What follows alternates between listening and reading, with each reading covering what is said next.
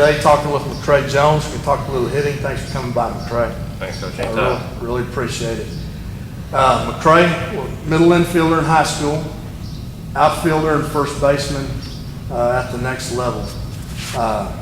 Pretty versatile. Coaches like that. I think that gave you a pretty good advantage going into college over the other players. I think so. I think a lot of times the more you can do, the better. Any way you can fit in the lineup, anything you can do to get you in the lineup will help you out as much as you can.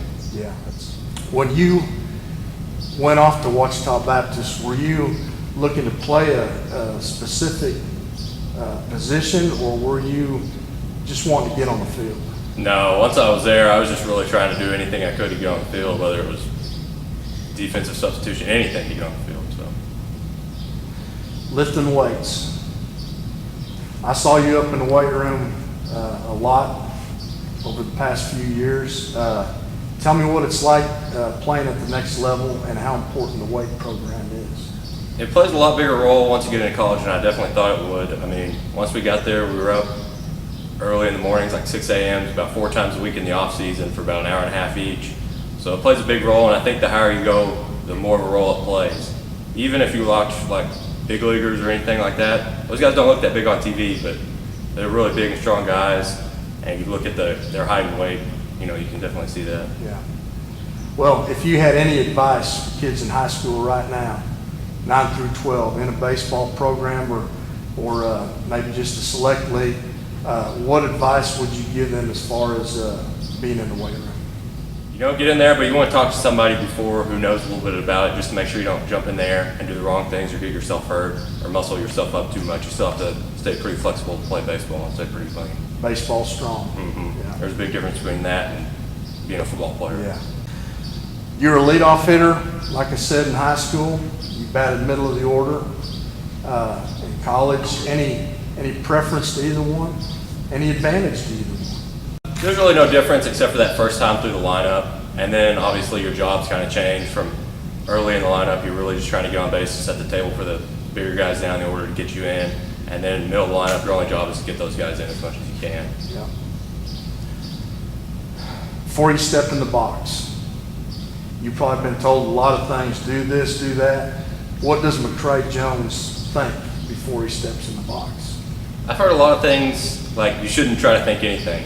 But for me, I don't know how most people are. For me, that's almost impossible just to sit there and not think anything. So I just try to think about one phrase that I'll tell myself before that game that I'm going to try to work on. So say, right before I step in the box, I may think, hard line drives, down and up the middle, and then I step in. And I'll just keep, and if I find myself, my mind wandering or something, I'll just keep on saying that phrase. It's just something positive, something easy to say to really get your focus back in. You were a starter at times and you came off the bench at times. What's the difference in your thinking, your mindset between doing both of those? What's different in McCrae's mind from coming off the bench to be a pinch hitter as opposed to being a starter? As a starter, you're going to get more than one at-bat, usually against, you'll get several at-bats against that starter. So the first at-bat, you may take a few pitches just to kind of see what he's working with that day early in the game, because you'll see him again. Whereas coming off the bench, you're usually only up there for one AB, and it's usually kind of more of a pressure situation. So he's going to try to get ahead as early as he can. So I'd usually try to jump on that first pitch fastball, which was usually a lot of times the first pitch. So I think I swung at a lot more first pitches coming off the bench than I would as a starter. Let's talk about your hands. Okay. So many times you see hands up high, you see hands in the middle, you see hands low. What is your preference? I just kind of keep mine right in the middle, kind of neutral. I mean, like you said, you see guys with all different types of things, but I think what they all do, they eventually get to the middle. Everybody gets to the same point. It doesn't matter where you start out at. You see some crazy guys do some different things, but they all get to the same place eventually. Are you a knuckles lined up guy? Mm-hmm. I've always been taught you get your door knocking knuckles lined up. So the knuckles you would knock on a door with, you want those lined up, so out in your fingertips a little bit.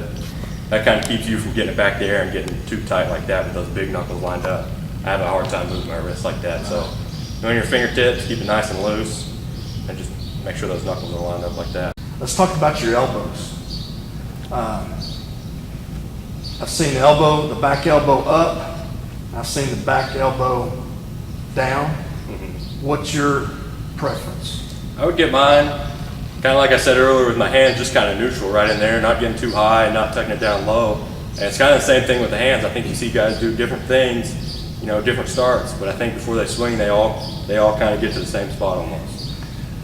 When you swing, and we'll go through your swing here in a little bit, are you thinking pull with the bottom hand, or are you thinking push with the top hand? It's a little bit of both. I think the main thing I'm just trying to work on is just staying through the ball. So whether I had to be thinking about pushing with this knuckle like that or driving this backhand, they kind of work in conjunction. You just want them like that as long as you can. You're going to keep your hands like that as long as you can. When you start rolling over like that and get your hands like that, that's when you're not going to be making solid contact with the ball. So for as long as you can, you just want to stay pushing through that ball and stay up in the middle like that. With your hands, are you worried about a bat angle, or do you worry about taking your hands to the ball? How would you describe going into your swing, taking the bat to the ball? You think bat angle at all? I don't really think bat angle that much. Sometimes I'll try to focus on knob, just straight to the ball. So that's where I'll go, just knob, straight down. And then like I said, you really want to keep those, it's all about your hands staying like that, push them through the ball like that, as opposed to turning them over like that. Right. Let's talk about your eyes. Let's start with, you step in the box, and where do your eyes go? Step in the box. Early on, before he's coming set or he's reading the pitches or something, I just kind of try to take it all in. I'm not focusing on anything. I may even kind of look around the field a little bit, but they call it soft focus up there. So you're not focusing on anything hard, you're just kind of taking in the whole picture of the pitcher. And then as he gets going through his motion, and you know his arm's gonna come through that zone, you try to hard focus in on one spot where you know his release point's gonna be. We call it the box. You focus in on that box where you know the release point's gonna be, and you pick that ball up out of there. Pretty good. Good. Let's talk two-strike swing. You get down in the count, you got 2 strikes. What's your thinking? What's your approach? A lot of people will say choke up on the bat, move up on the plate, widen out. And I do choke up on the bat some and maybe scoot up on the plate a little bit. But the biggest thing for me is just the approach of what you're looking for. 2 strikes with the pitcher's ahead like that, you know it's coming.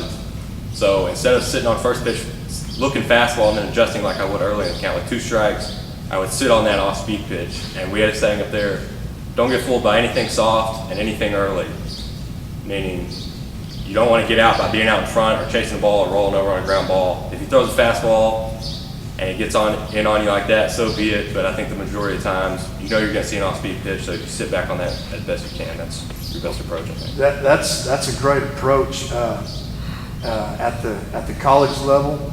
So, in essence, pretty much what you're saying is that there's not really anything fundamental or mechanically that you do. It's more of the pitch you're looking for with 2 strikes. Right. I may choke up on the bat some and maybe choose the plate a little bit, but I'm not going to change my swing at all or try to do anything different with that. Okay. What, in your opinion, is harder to hit? The 90-mile-an-hour fastball or the 78-mile-an-hour straight change? For me, it was definitely the changeup. I think if you see a fastball enough, no matter how fast it is, eventually you'll time it up and get used to it. And that changeup always gave me trouble seeing that out of his hand, so definitely the changeup for me. So some good advice for high school pitchers would be? Work on that changeup more than the curveball to me. I mean, in college, once we got there, I think the pitchers threw a lot more changeups than they did in high school. And high school, it seems like a lot of guys just love that curveball and that's all they want to throw. But in college, they definitely taught the changeup and worked that a lot. All right, so hitting off the tee. I loved hitting off the tee. I probably did that more than anything else throughout high school and college. Just because it's stationary right there, you can really slow yourself down and work on things. So coming up in my stance, I get a little bit wider than a lot of people do, but whether you're narrow or wide, the fundamentals are still going to be the same about your hands and your legs and stuff like that. So I get set, and you go like this. And one of the big things I was always taught with your lead arm, you want to make that box. So here, here, here to here, form the box. You're going to keep that box, and then when you load, I get down a little bit. I have that good box. I keep my elbow kind of neutral and my hands kind of close to my head. When I load, the first thing I do, I load. One thing a lot of people don't do is they load real late. They try to load when the ball's in the air, by then it's too late. When that pitcher arm goes down, that's when you need to start loading. That way by the time he releases, you're already down, you're set, and you're good to go. So I keep that box, get that elbow in the neutral spot. First thing to go back to my hands, right? Like I said, right when he's going down, I start to load. So my hands go back just a little bit, my body will shift back a little bit. Nothing except, definitely not gonna lock myself out like that, because that destroys the box that I was talking about earlier. So keeping that box right there, keeps your hands close instead of locking them out like that. He's loading, or he's going, so I'm going. So as he goes, I go with my load. So I scoot back just a little bit. And then my stride, I wouldn't do anything too big or anything. I would just pick it up and put it right back down. I wouldn't hardly move it at all. I'd just pick it up and put it right back down. Some people move a little bit, and that's fine. You'll just want to start a little bit narrower. That way, once you do move, you're in a good position. So I do that. So I load, and I'm set. And then the first thing to go, just barely, are my hips. My hips are going to go just barely first, and then when the hips go, they're going to bring my hands through. So I'm going to stride, hips, and then right behind those are going to be the hands, working through to right there. And like I was talking about earlier, you're going to keep that palm up, palm down, is what I always call it, for as long as you can through that ball. That's going to keep it on you.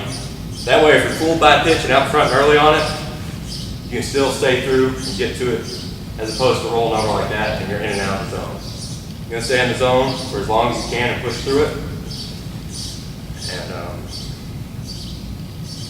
And another big thing for me was the use of my legs. That's all they taught us in school. Not really the hands at all, just legs.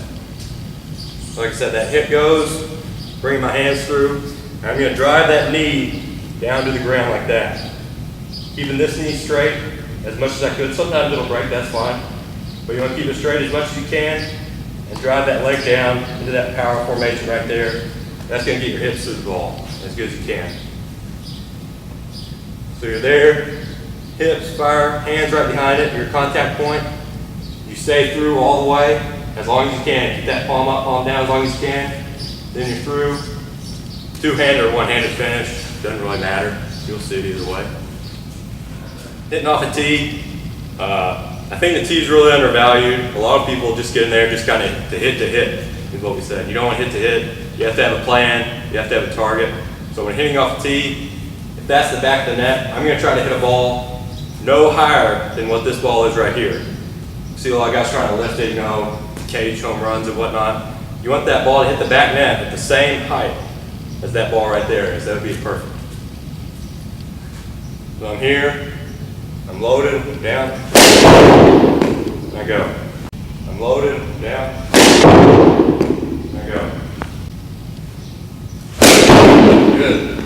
You stop right there, get that firm front leg, the legs in the power position. Good.